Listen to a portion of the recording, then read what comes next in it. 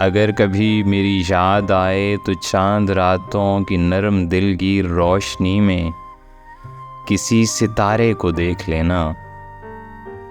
अगर वो नखले फलक से उड़कर तुम्हारे कदमों में आ गिरे तो ये जान लेना वो इस्तारा था मेरे दिल का।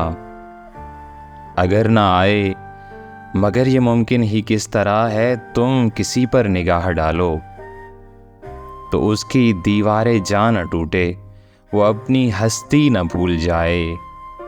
अगर कभी मेरी याद आए गुरेज करती हवा की लहरों पे हाथ रखना। मैं खुशबुओं में तुम्हें मिलूंगा, मुझे गुलाबों की पत्तियों में तलाश करना। मैं औस कतरों के आईनों में तुम्हें मिलूंगा। अगर सितारों में औस कतरों में खुशबुओं में न पाओ मुझको तो अपने कदमों में देख लेना। मैं गर्द होती मुसाफतों में तुम्हें मिलूंगा। कहीं पे रोशन चिराग देखो तो सोच लेना कि हर पतंगे के साथ मैं भी बिखर चुका हूँ।